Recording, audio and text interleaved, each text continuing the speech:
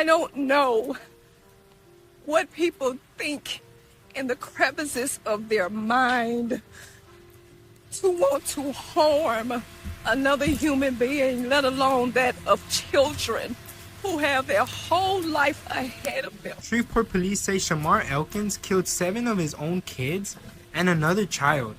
Police say he shot 2 women.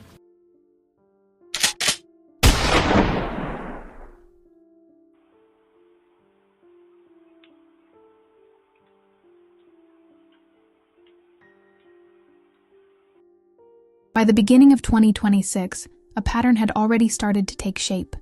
Case after case, each one pulling public attention in a different direction, each one leaving questions that never fully settled before the next tragedy arrived. January brought one story people couldn't look away from. February followed with another disappearance that offered no clear answers. And before either had time to fade, a new case emerged, one that would ultimately demand far more than a passing glance. Because this one did not begin with uncertainty. It began with certainty. 8 children were dead. On April 19th, in Shreveport, Louisiana, the city had not yet fully woken up when the first emergency calls began to come in. The location was a home on West 79th Street. Inside, officers would find 8 children, 3 boys, 5 girls. The youngest, 3 years old. The oldest, 11. 7 of them were siblings. The 8th was their cousin. There were no signs of struggle outside the home. No indication that anyone had forced their way in. This was not a break-in.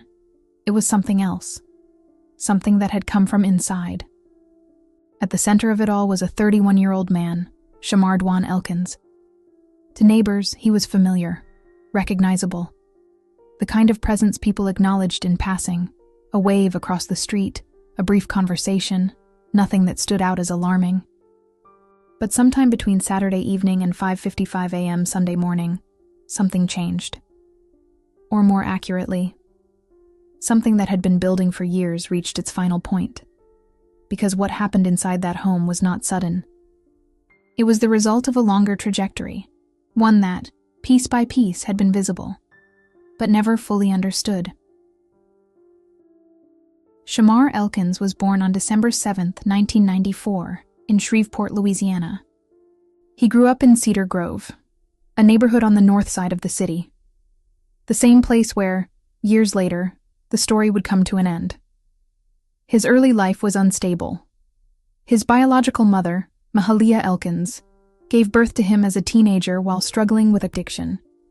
She was not able to raise him. Instead, a family friend, Betty Walker, stepped in. She became the person who raised him, the one consistent presence in his life. For years, she provided structure, stability, something resembling normalcy. His relationship with his biological mother remained distant throughout his childhood. It wasn't until the mid-2010s, when he was already an adult, that they reconnected. By then, his life had already taken a different direction. At 18 years old, Elkins enlisted in the Louisiana Army National Guard. He would spend the next 7 years in service.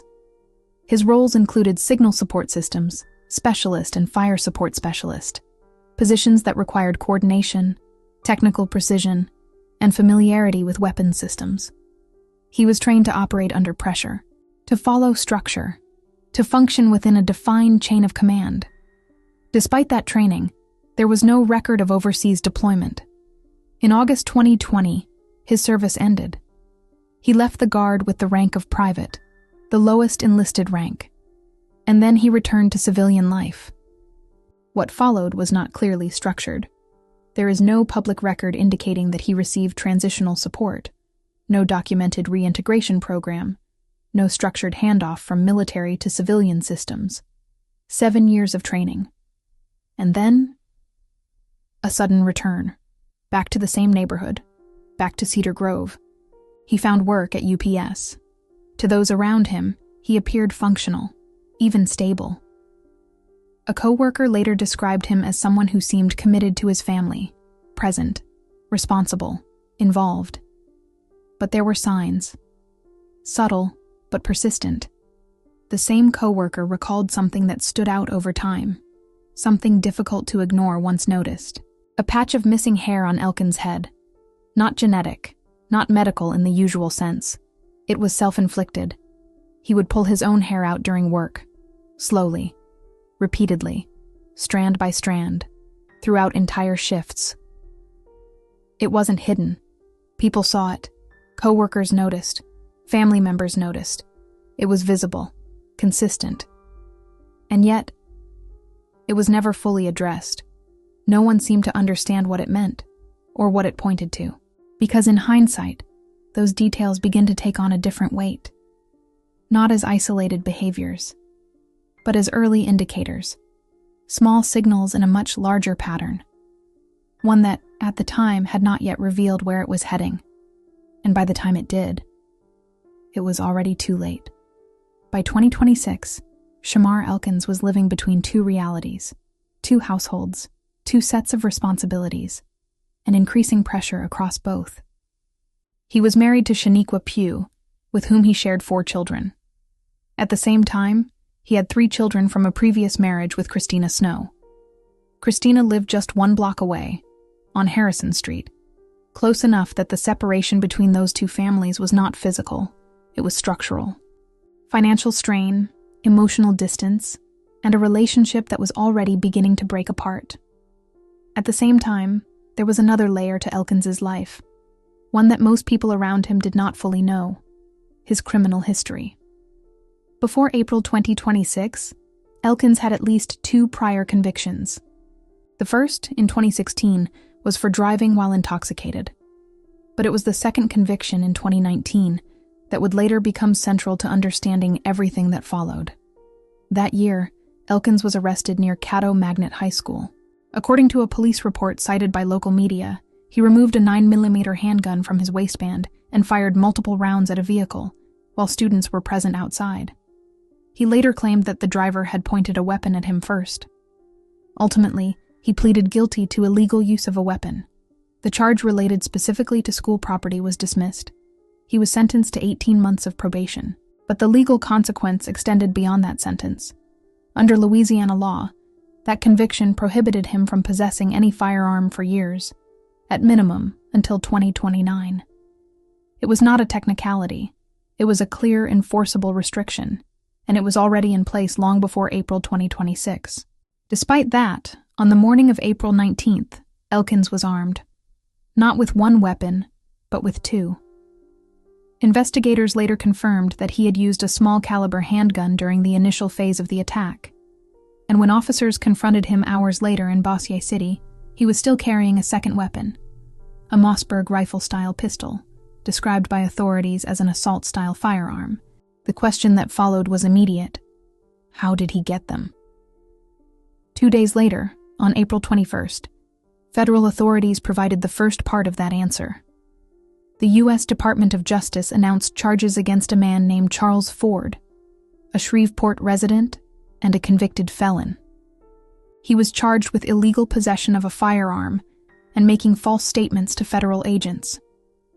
According to the investigation, the weapon had originally been purchased legally by another individual. That person later identified Ford as the one who had received it. When agents first questioned him, Ford denied ever having the firearm, but that statement did not hold. He later admitted that he had kept the weapon under the seat of his truck. He also admitted that he believed Elkins had taken it. Ford now faced up to 15 years in prison for possession as a felon, along with additional penalties for providing false information to federal agents. At the same time, authorities confirmed that the investigation into the full chain of possession was ongoing.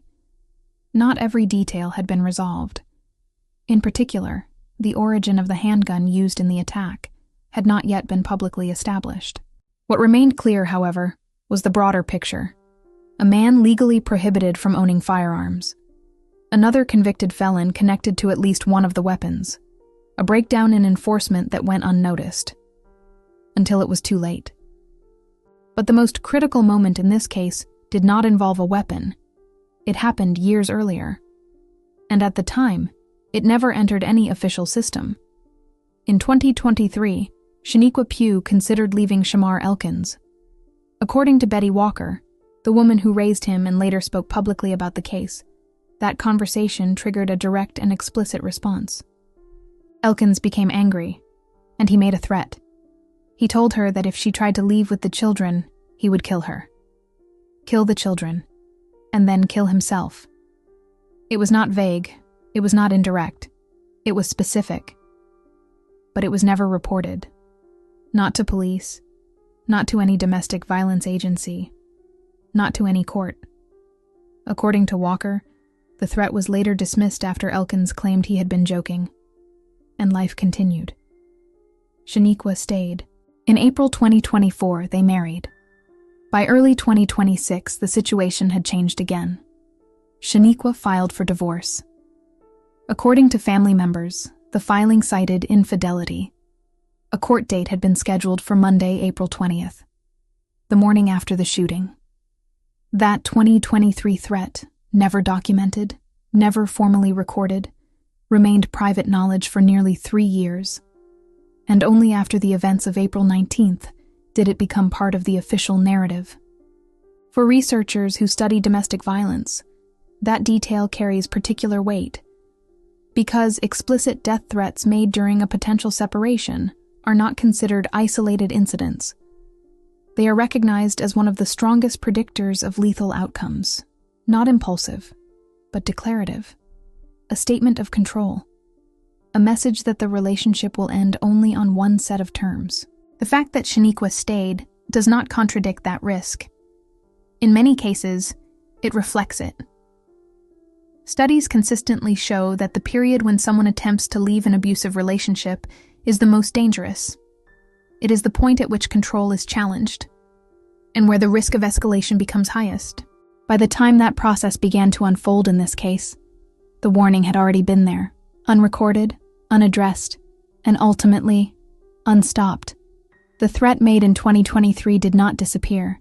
It remained inside that relationship, unrecorded, unreported, and therefore invisible to every system that might have responded to it. For nearly 3 years, it existed only as private knowledge. And when the process of ending the marriage finally moved forward, that threat did not resurface as a warning. It became a plan. If it had been reported in 2023, it would have followed him. It would have appeared in official records. It would have been considered during medical evaluations. It could have influenced legal proceedings.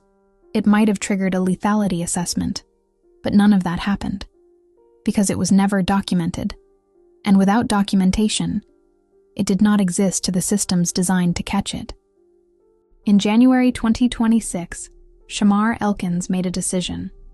He checked himself into the Veterans Affairs Hospital in Shreveport for a mental health evaluation. This was not involuntary. He went on his own. According to family members, this followed a suicide attempt. For a brief period, approximately 10 days, he remained under care. Then he was discharged. To those around him, the change seemed noticeable. A relative later described him as calmer, more focused, speaking about wanting to be a better father, trying to get things right. At one point, he was asked directly whether he needed to return for further treatment. He said no, that he would handle it himself. But the environment he returned to had not changed.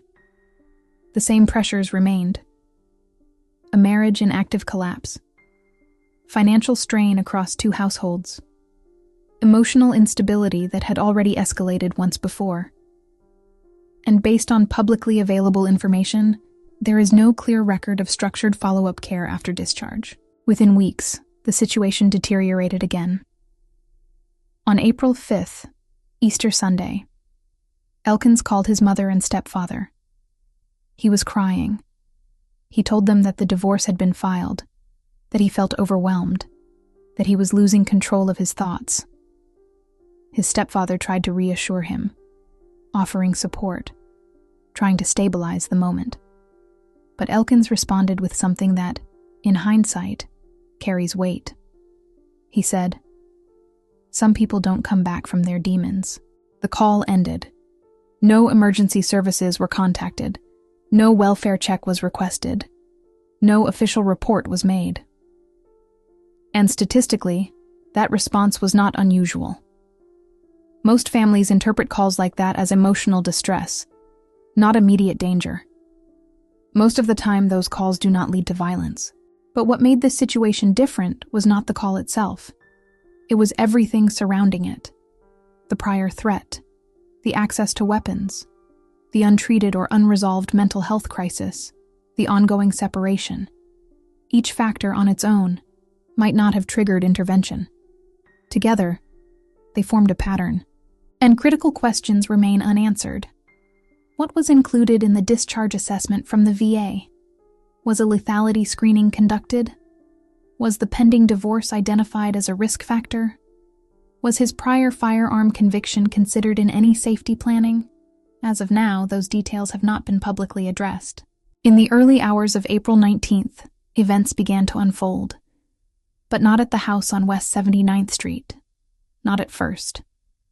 At approximately 5:55 a.m., Elkins went to a different location. A home on Harrison Street, the residence of his former wife, Christina Snow, the mother of 3 of his children. He knocked on the door, and when it opened, he shot her. Multiple times. Despite her injuries, Christina survived. According to family members, she was able to call 911 using her phone. She remained conscious long enough to provide a detailed account of what had happened. At that point, Elkins took their 3 children and left. He drove to the second location, West 79th Street. The timeline between those 2 locations is still being reconstructed. But what is confirmed is this.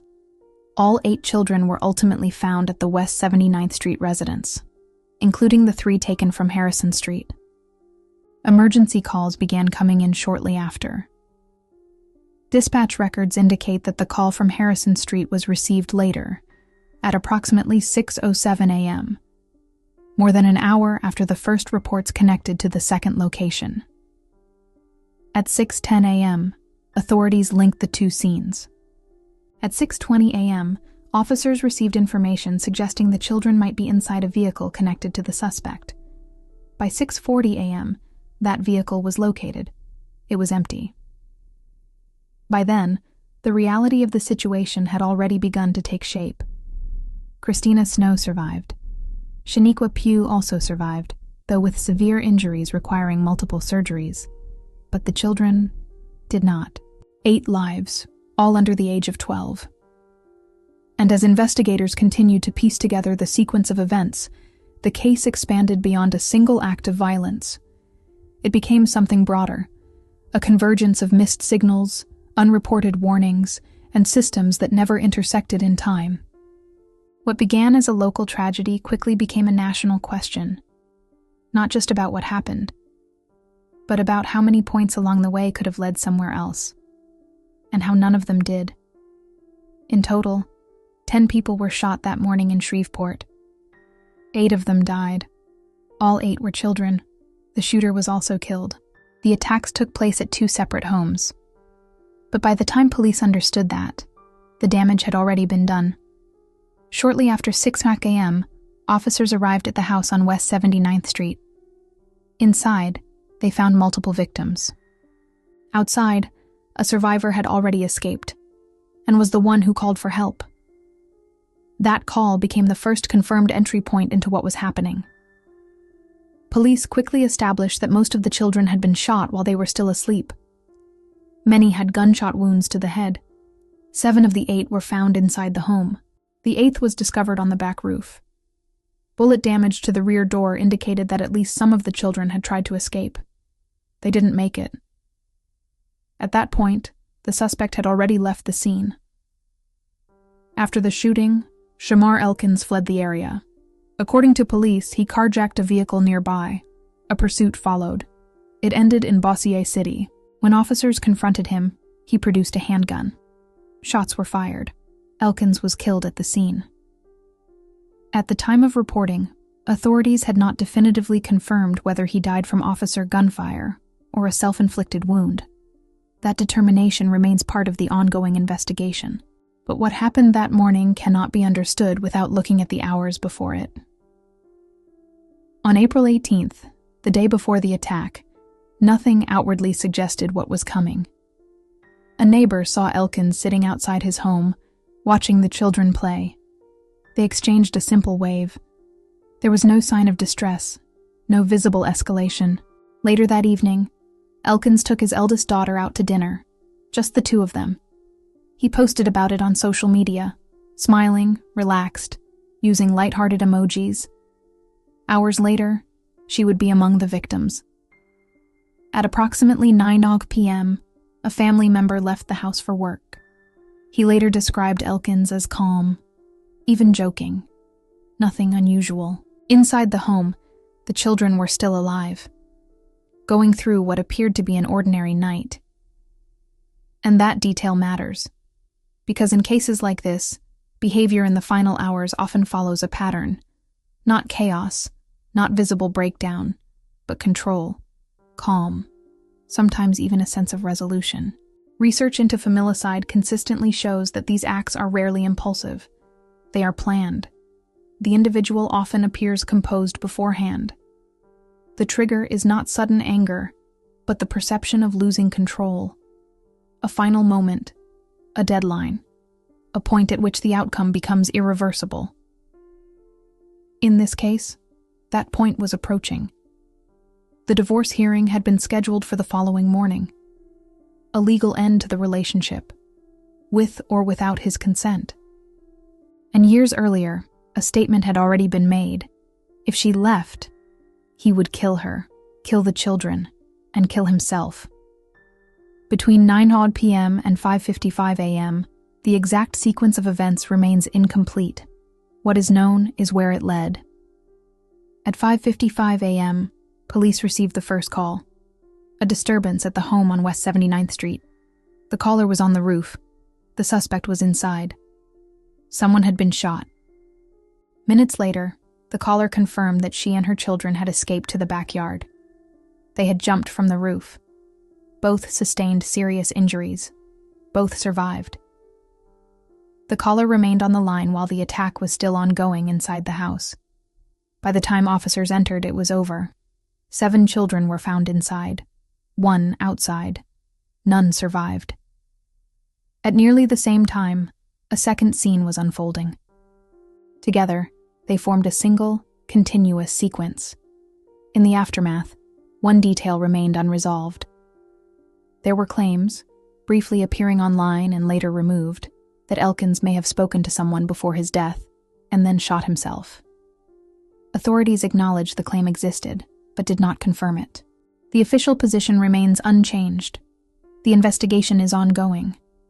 But even without every final detail, the broader picture is already clear. This was not a sudden act. It was not unpredictable in the way it first appeared. It was the intersection of multiple factors: a documented history, a direct threat, a mental health crisis, access to weapons despite legal prohibition, a relationship reaching its legal end. Each one, on its own, might not have stopped what happened, but together, they formed a pattern. And that pattern was visible. Just not in one place, not at the same time, and not soon enough. At 7:03 a.m., Shamar Elkins was pronounced dead at the scene. Shortly after, the Caddo Parish Coroner's Office confirmed the identities of the victims. Jayla Elkins 3, Shayla Elkins 5, Braylon Snow 5, Kayla Pugh 6, Kadarian Snow 6, Layla Pugh 7, Marcaden Pugh 10, Saria Snow 11.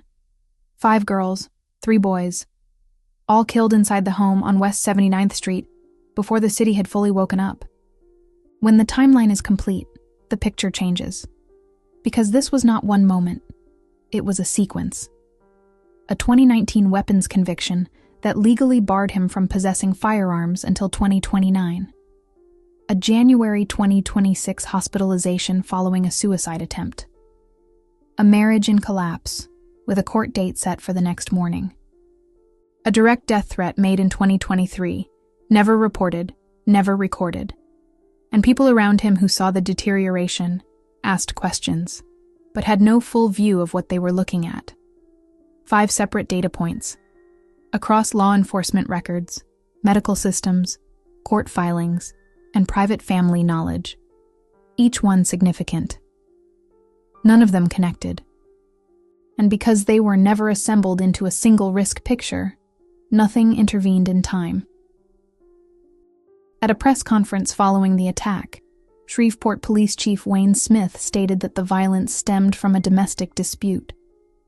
He also indicated that this was likely not the first incident, a statement that suggests there were earlier warning signs that never became part of an official record.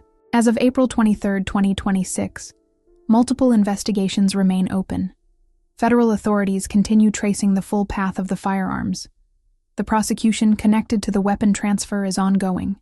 Louisiana State Police are reviewing the officer-involved shooting, and local investigators are still working to establish a complete and final account of motive. There are still unanswered questions, and they are not abstract. Should a veteran discharged from psychiatric care, with a known firearms prohibition and an active divorce, trigger automatic alerts across systems? Should prior violent offenses carry more weight in domestic proceedings? What would it take for separate systems to recognize the same risk at the same time? These are policy questions, but they are also something else. They are the questions that remain after everything else is over. The community has responded. Funeral costs for the children have been covered. Support funds have been established. Both surviving women continue their recovery. But none of that changes what was lost. 8 children. 8 lives that had barely begun. This case is not closed.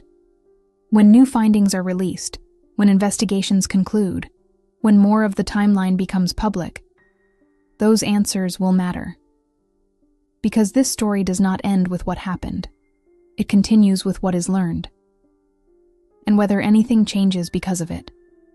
Because what was taken cannot be returned. But what is understood still can be. And that is where this story now stands.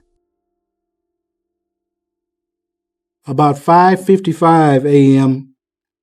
on Sunday morning, Shreveport Police received the first call regarding a disturbance at a resident in the 300 block of West 79th Street. The caller stated that they were on top of a house. The suspect was inside and that a male had been shot.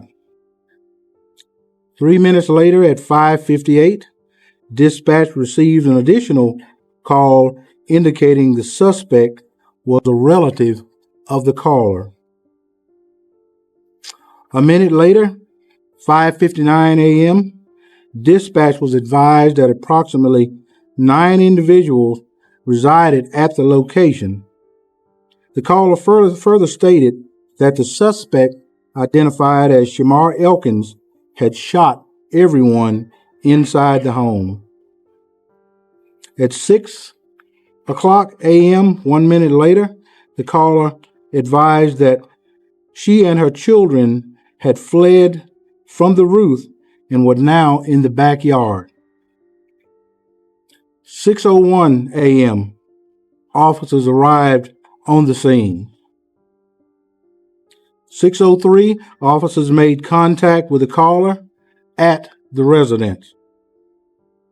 At 6:05 approximately, officers requested the Shreveport Fire Department to stage at a nearby location close to Linwood. 6:07 a.m., a second call was received regarding a shooting in the 500 block of Harrison Street. The caller stated that her boyfriend had shot her, taken her 3 children, and fled the scene. 6:08 a.m., the victim identified the suspect as Shamar Elkins. At 6:10, dispatch linked the Harrison Street shooting with the shooting on West 79th Street and that they all were related. At 6:15, officers received information that the suspect had carjacked a red Kia Sportage at West 79th closest to Linwood. At 6:17 a.m., our traffic units out on random patrol encountered or observed that particular vehicle traveling southbound on Interstate 49. The officers advised at 6:18 that they were crossing the Red River Bridge into Bossier City. At 6:20, officers received information that the children taken from the Harrison Street residence may be inside of the fleeing vehicle. 6:23 a.m., officers advised that they were exiting near Swan Lake area. 6:25 a.m. approximately, officers located the injured victims from the Harrison Street shooting. 6:29 a.m., officers made contact with the suspect through an exchange of gunfire. At 6:30 a.m., officers confirmed contact with the suspect in the 400 block of Brompton Lane. 6:40 a.m., officers advised that the suspect vehicle was empty and no children were located inside. 6:43 a.m., officers cleared the residence of West 79th Street where multiple deceased victims were located. 7:03 a.m., Shamar Elkins was pronounced deceased at the scene on Brompton Lane.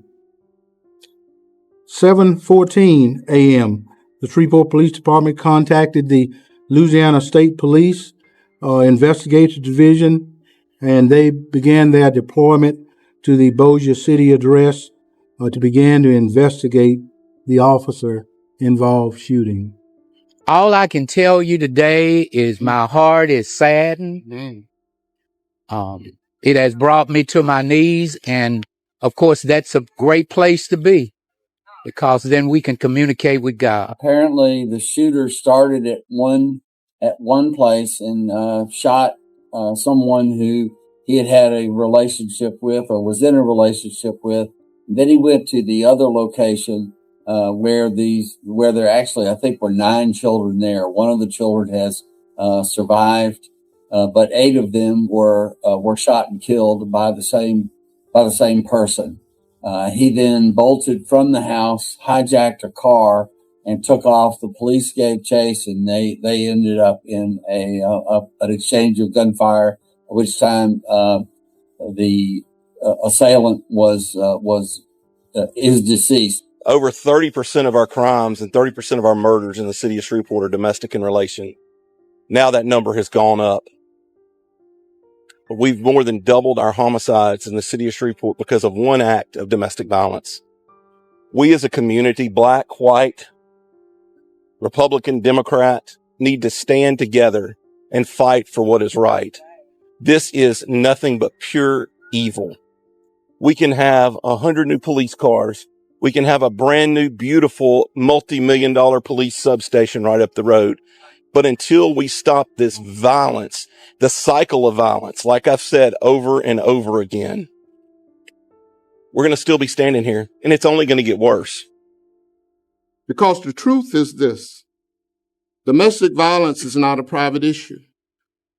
It's not a family issue. It is a community issue. And when we fail to respond in a coordinated, consistent, and compassionate way, people die. This tragedy is a painful reminder that we cannot afford to work in silos. We cannot afford to wait until the next crisis. We cannot afford to treat domestic violence as an afterthought. We must ensure that every victim, every mother, every father, every child has access to safety, support, and intervention before the violence escalates. So today, I'm calling on every leader in this parish to join us in building a fully coordinated community-wide response to domestic violence. Well, I was born and raised in Cedar Grove, so that was the neighborhood I grew up in. So I get it, and I just want to. It don't even have to be Cedar Grove. It can be Cooper Road, Allendale, Lakeside. All communities, all neighborhoods should feel the tragic of today. Now I'm asking you to please utilize every resource that the sheriff has brought forth now when you know that these situations occur. We cannot be and make this a joke. This is not a freaking joke. This is real. And this is the result when someone snaps. So I'm going to ask the community, along with prayer, with every mental health consultant, counselor that is out here, this family and this community needs you. I need you. Because how do we get through this? How do we get to the next level? It is real and this is raw. And these are the tragedies when there are domestic violence or domestic disturbances in our community.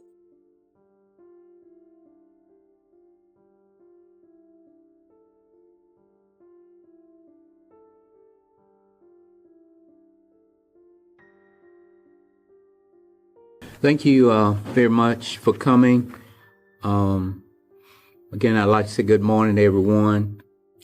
Yesterday, our community experienced a tragic act of violence that has impacted families, neighbors, that has impacted our entire city.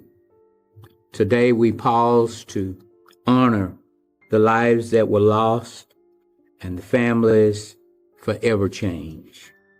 Today, we remember Jayla Elkins, age 3, Shayla Elkins, age 5, Kayla Pugh, age 6, Layla Pugh, age 7, Makeda Pugh, age 10, Soraya Snow, age 11, Conundrum Snow, age 6, Braylon Snow, age 5, and to all of their families.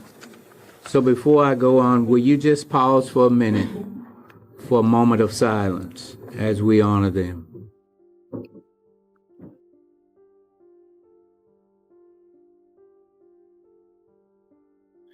We lift up the Elkins family, the Pugh family, the Snow family.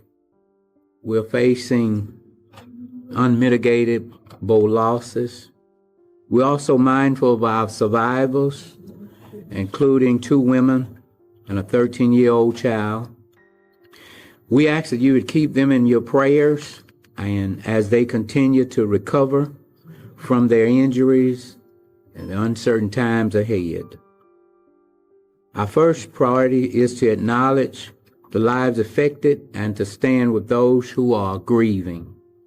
We recognize the pain felt across our city. We share that sorrow. We want to acknowledge the leadership standing with us today. Mayor Tom Arsenault, Chief Wayne Smith, Sheriff Whitehorn, Marshall Jefferson, Caddo School Superintendent Keith Burden, all of our members of the City Council, Councilman Gary Brooks, Councilman Grayson Boucher, Councilwoman Ursula Bowman, Councilwoman Chair Tabitha Taylor, Councilman Jim Telefaro. This has deeply impacted our families and in our communities. We recognize the grief. We want to pause right now and thank our first responders. In fact, we'd ask that you would pray for them because this is something that will affect them for the rest of their lives. And so we pause and say to them, thank you. Would you be kind enough to give them a great big hand? We join our partners all across this city and the parish. We're grateful for those responders who responded quickly. Again, here we stand with the community. At this time, I want to give some points as to how to cope with situations. and giving condolences to all that have been affected. There's an initial shock, which is common. People often feel numb, disbelief right after a tragedy. In being connected to this district for just about 16 years, it is what I would consider a gut-wrenching situation it takes to win out of your sail. Emotions can be overwhelming. Grief, anger, confusion, sadness may come and it may go in waves. Support is very important. We thank all of the agencies that showed up on yesterday and is showing up on today. What do you do when life takes an unexpected turn? When life takes an unexpected turn, the goal isn't to fix everything right away. It is to steady yourself enough to move forward, to become grounded. How do we deal with unexpected tragedies, events? One, you give yourself room to react. You might feel stressed, and it's okay. You might feel angry, but it's okay. Certainly, to have a loss, you will feel the pain, but it's okay. Because today, if we put God first, it will make a difference in our lives. Sometimes it takes time to adjust, but if we trust God, we'll make it. We got to lean on people. We got to lean on resources. At this moment, I might be strong, and the next moment I might be weak. But we got to be able to say to somebody, is it okay if I lean on you? Sometimes we focus on what we cannot control. There come a time that we have to put it all in the Lord's hand. Trusting God in the time of crisis. Crisis has ways of shaking everything about us. Our plans, our peace, even our faith. It can come suddenly, bad news, loss, uncertainty, pressures we don't even see coming. The real question is not whether or not crisis will come, but the real question is, how will we respond to the crisis? Take your crisis to God first. Acknowledge who He is. Ask God for specific help. Leave the outcome into the hands of God. Do what you can, but release what you cannot handle. Stop trying to focus on outcome. Rest in God's ability to handle what you cannot. Don't panic, pray. Don't focus on fear, focus on God. Don't hold on. Release it and put it into the hands of the Lord, and He will make a difference in your life. As what the Word of God has said, if this earthly house of this tabernacle be dissolved, I believe in my heart that these that died on yesterday are in the presence of the Lord. He says, and we know that all things work together for the good. We know it, we believe it, because our faith is strong. We believe that this situation, even though it's a tragedy, but it's going to bring us together for the good. And we'll be able to give God the glory after it's all over. So at this point in time, we're going to ask that Mayor Tom Arsenault will come, and after that, Council Chair Tabitha Taylor will come.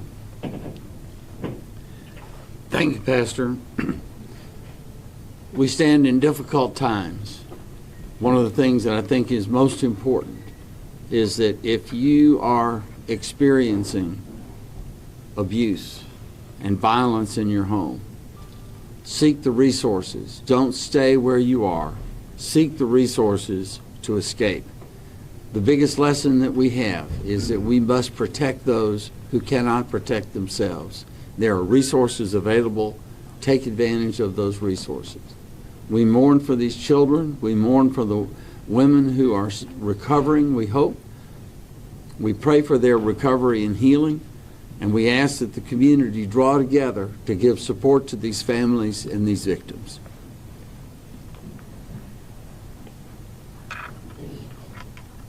Good morning. On this morning, Satanya Smiles and I, who's an advocate in the Cedar Grove area, had the opportunity to go and speak with some of the family members of the victims that we lost on yesterday. And the family wanted us to express to you all to allow them to grieve and to go through this process, because this is not a process that is easy for them by any means. They want you to allow the Shreveport Police Department to do their job in this investigation.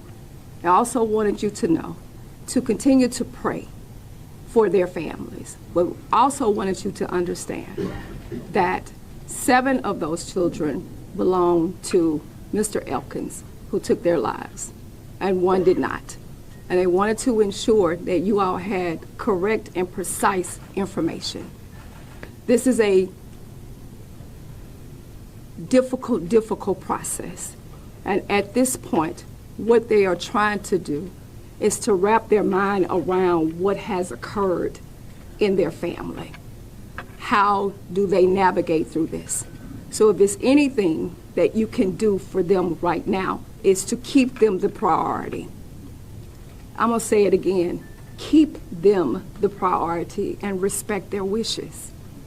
Respect their wishes as their loved ones go through surgery and they're healing and they're in a dark place because they don't know how to wrap their minds around all of this. Leave the social media chatter alone, thinking that you know everything when you do not. The best thing that you can do for them is to allow them to navigate again through this devastating, traumatic process. And from that point, as we respect their wishes, as they plan for the burial of the children and the grandchildren, I want you to think about the mothers that are the survivors, because there are 3 mothers at this point. 1 is in surgery at this time, that are going to be faced with immense pain, that's going to need all of us, the community long-term counseling, the father that is left here to grieve their child. And I want you to remember that more than anything, because it's people first. It's not your stories, it's not who posted first, sure, it's them. It's all about them. And that as a community, as a nation, in this country, and for all of the accolades that we have received here, the prayers of support from Canada, from Belgium, that I want you to understand that domestic violence is nobody's joke. It is real, and these are the residual effects of what happens if we're not paying attention. And it is a concerted, collaborative effort for us all to make. And you have to be intentional about that, because we are faced with a devastating tragedy in this city at this point in time. And we don't have all of the answers, but you can rest assured that the work that we started will continue. And we will fight this on behalf of this family. But right now, I am asking all of you to keep them lifted,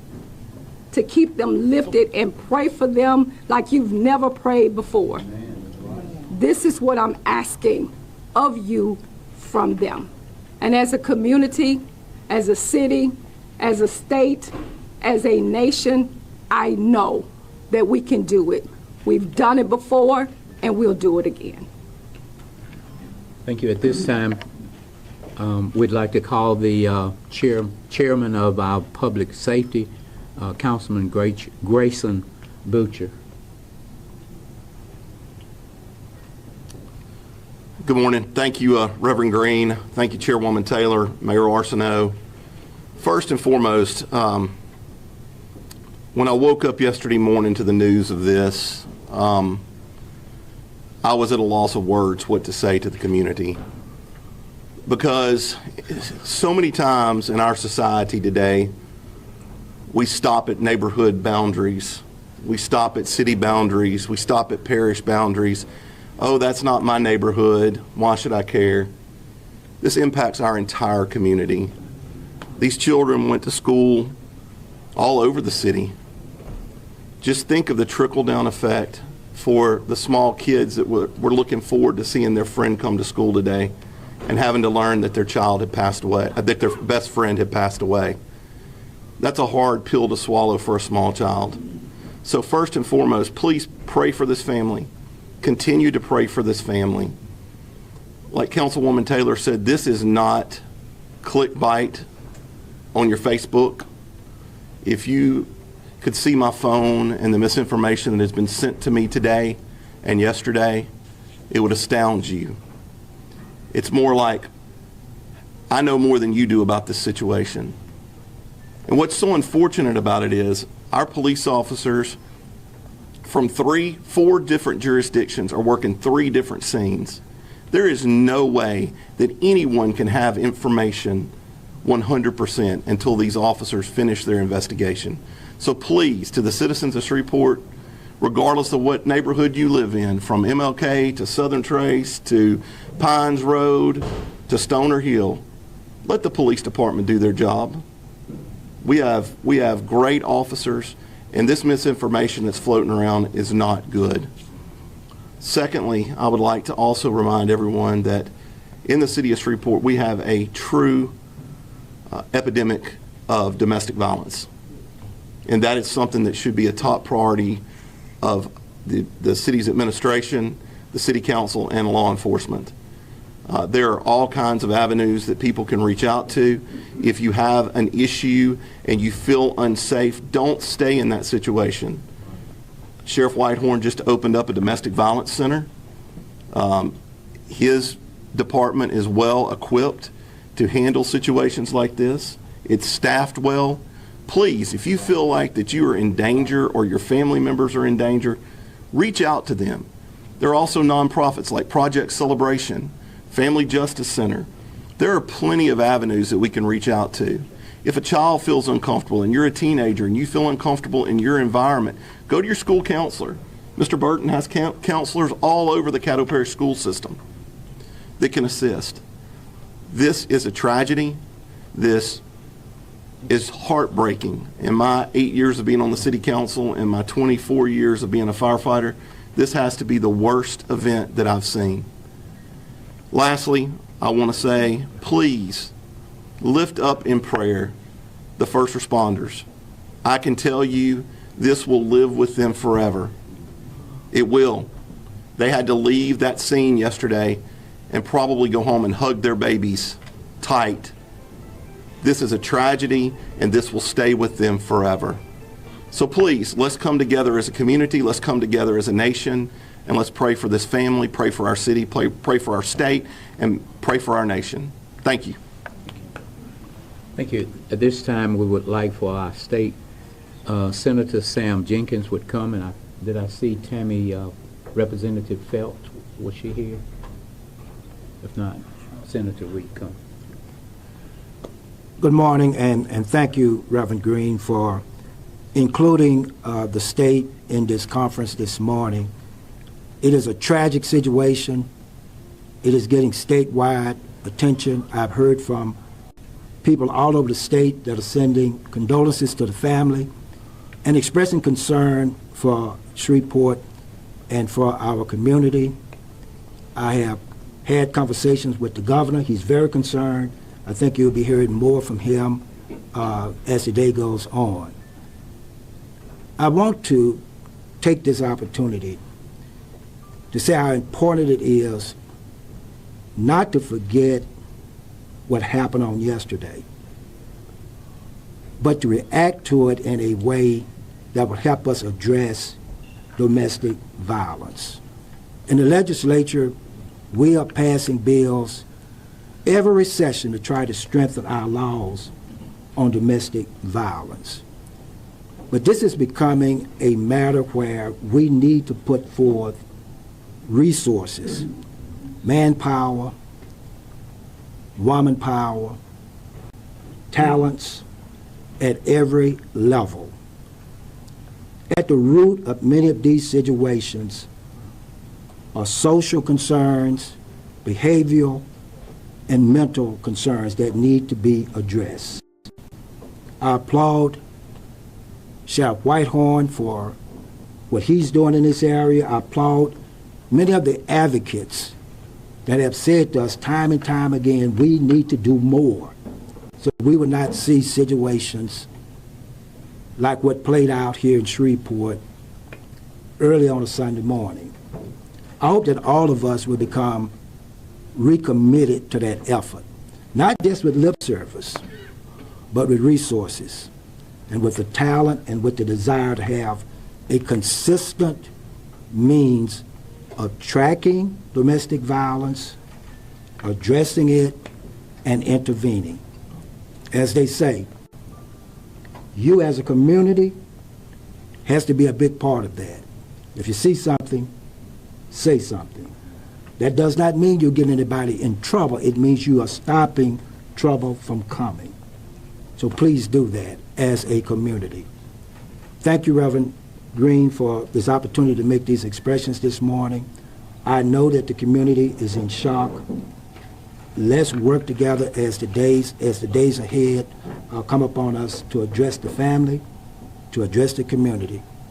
May God bless each of you. May God bless this great city that we live in, and may God continue to bless the great state of Louisiana. Thank you. At this time, we'll have Chief Wayne Smith. After Chief Wayne Smith will be Sheriff Whitehorn. After Sheriff Whitehorn will be Marshal James Jefferson. After the Marshal come, the Superintendent Keith Burton will come.